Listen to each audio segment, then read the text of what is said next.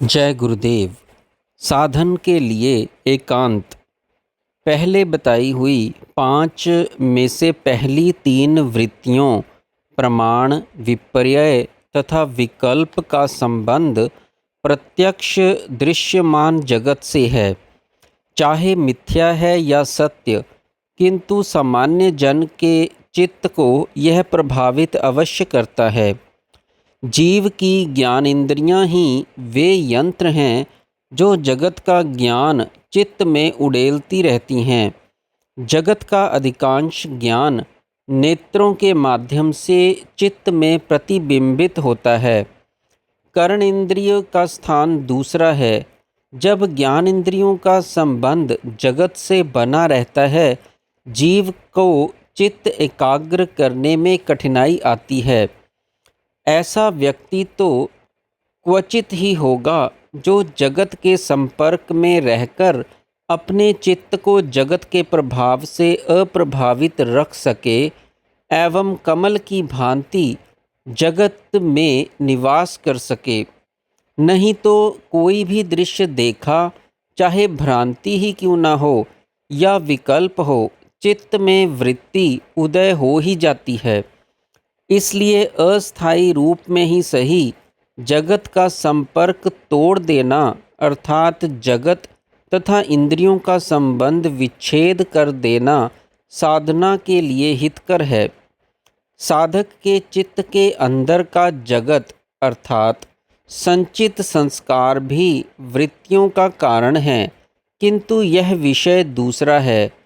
जगत को अपने सामने से ओझल करके 3 वृत्तियों को तो अस्थायी रूप से रोका ही जा सकता है। इसीलिए साधक लोग हिमालय की ऊंचाइयों को, वनों तथा खंडहरों को, मरुस्थल के बियाबानों को तथा रात के अंधेरे स्थानों को साधन के लिए आदर्श स्थल मानते हैं। जहाँ जगत के कोलाहल, लड़ाई झगड़े, राग द्वेष तथा तेरे मेरे से दूर रहकर साधनरत रह सकें। अंदर के संस्कार तो फिर भी उन्हें परेशान करते ही हैं तथा पूर्णतया क्षीण होने तक वे परेशान करते भी रहेंगे, किंतु प्रत्यक्ष दृश्यमान जगत के दुष्प्रभावों से बचा जा सकता है। यह भी एक कारण है कि ब्रह्म मुहूर्त का समय साधन के लिए क्यों उपयुक्त समझा जाता है, क्योंकि उस समय सामान्य जन निद्रा मग्न होते हैं, नगर का कोलाहल शांत होता है तथा एकांत का भरपूर लाभ उस समय प्राप्त होता है। ऐसे समय में भी बत्ती बंद कर, नेत्र बंद कर तथा चादर ओढ़कर साधन में बैठना उपयुक्त है, ताकि कुछ नज़र भी न आवे तथा साधक पूरी तरह एकांत का आनंद उठा सकें। एकांत में बाह्य जगत की परेशानी तो बहुत कुछ कम हो जाती है, किंतु आंतरिक जगत अर्थात संस्कार और भी अधिक वेग से परेशान करते हैं। जगत संपर्क के समय तो जगत के विषय समक्ष होते हैं, मन उनमें लगा रहता है, किंतु एकांत में संस्कार प्रवाह बहुत वेग से गतिशील होता है। कभी क्रोध लोभ उदय हो जाते हैं तो कभी काम वासना आ घेरती है। न जाने कब कब की बीती हुई घटनाएं हृदय पटल पर नए सिरे से उभर आती हैं। इससे बचने के लिए साधन का कुछ कार्यक्रम साधक के पास अवश्य होना चाहिए। ईश्वर प्रणिधान युक्त साधन के पास तो आंतरिक शक्ति की क्रियाशीलता का साधन होता है, इसलिए उसका कार्य अपेक्षाकृत सरल हो जाता है।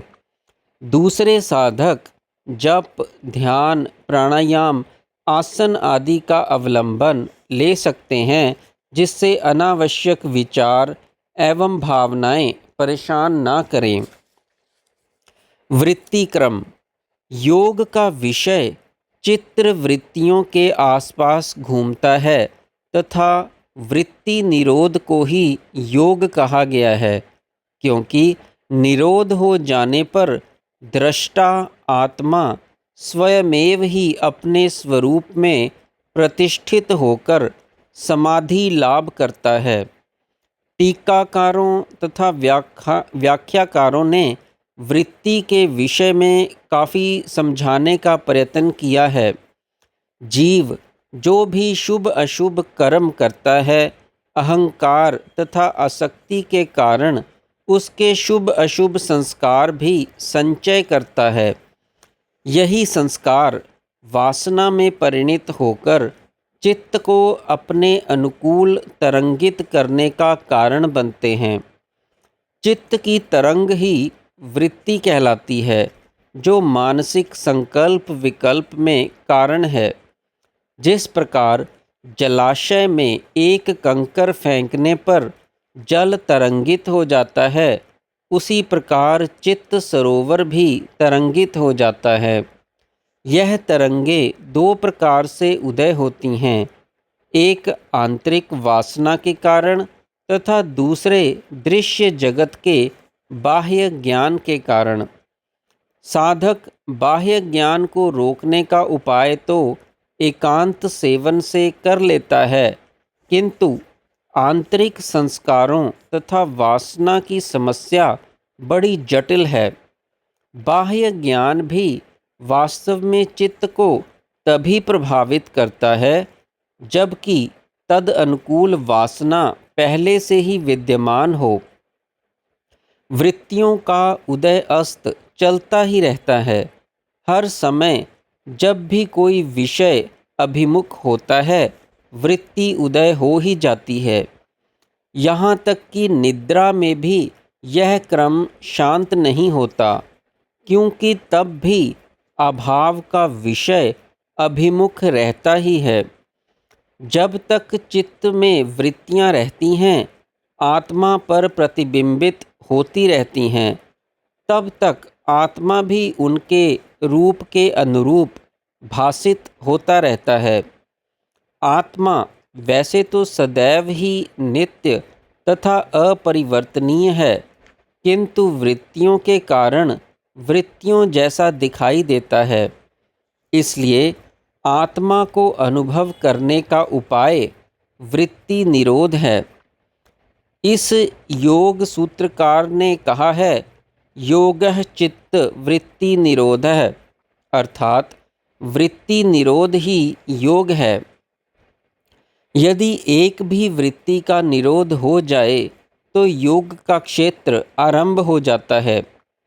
सूत्रकार ने वृत्ति निरोध को निरोध कहा है, सकल वृत्ति निरोध को नहीं। किंतु यदि योग का परिणाम लक्ष्य दिया जाए तो इसका आशय सकल वृत्ति निरोध स्पष्ट हो जाता है। जब वृत्तियों का निरोध हो जाता है तो दृष्टा अपने स्वरूप में अवस्थित हो जाता है। जब तक सकल वृत्ति निरोध नहीं होता, तब तक दृष्टा अपने स्वरूप में अवस्थित नहीं हो सकता। किंतु बात केवल इतनी सी ही नहीं है।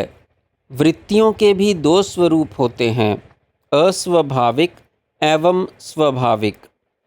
वृत्तियां तो स्वभावतः गतिशील रहती ही हैं, जिनका कारण चैतन्य शक्ति की स्पंदनशीलता है।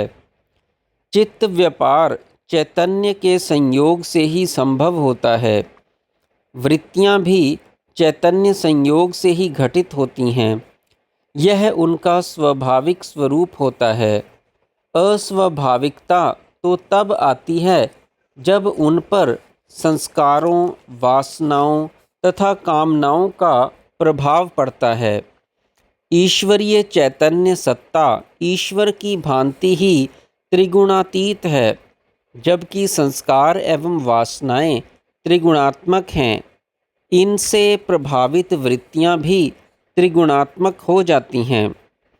जब तक वृत्तियां चैतन्य की स्पंदनशीलता से स्वाभाविक गति से उदय अस्त होती रहती हैं, कोई समस्या नहीं आती। किंतु त्रिगुणों की अस्वाभाविकता आते ही आत्मा वृत्तियों के रूप के अनुरूप भासित होने लगता है।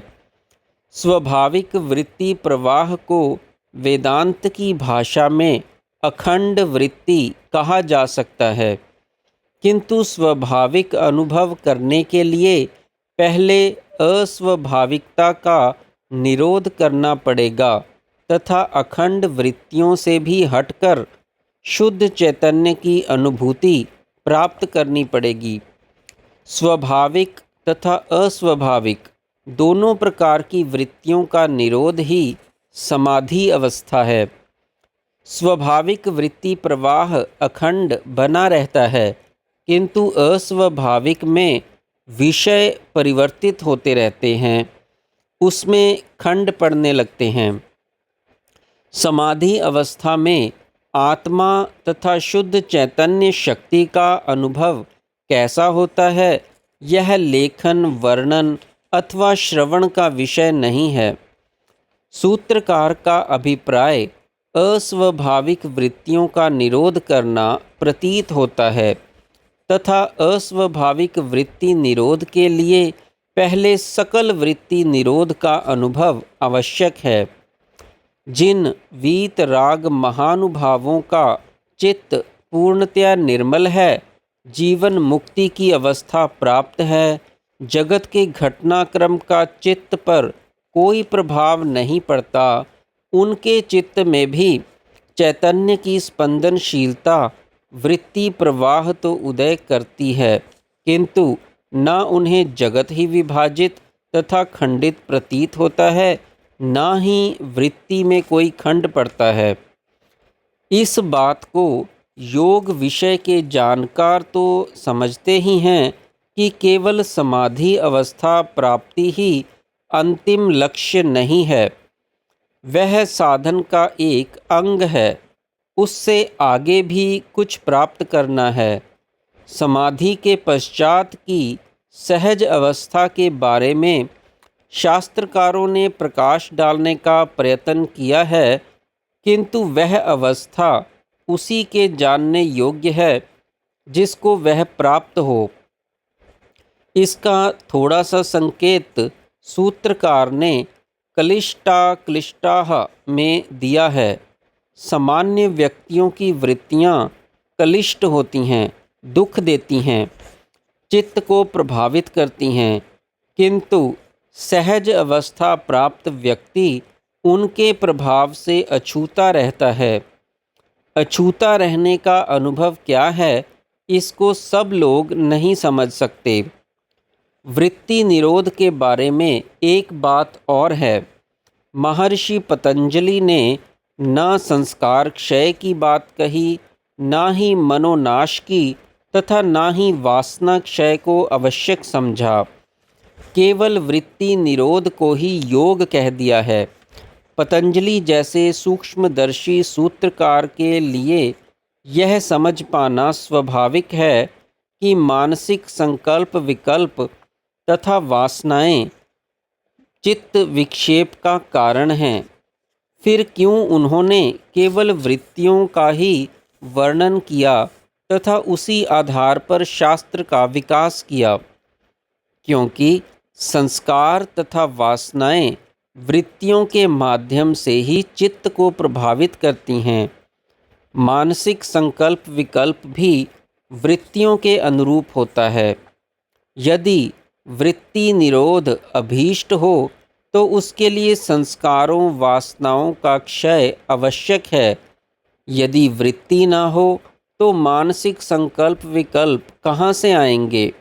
अर्थात एक प्रकार से वृत्ति निरोध में संस्कार, वासना क्षय तथा मनोनाश का भी समावेश हो जाता है। इसलिए सूत्रकार ने बाकी किसी विषय पर बल देना आवश्यक नहीं समझा।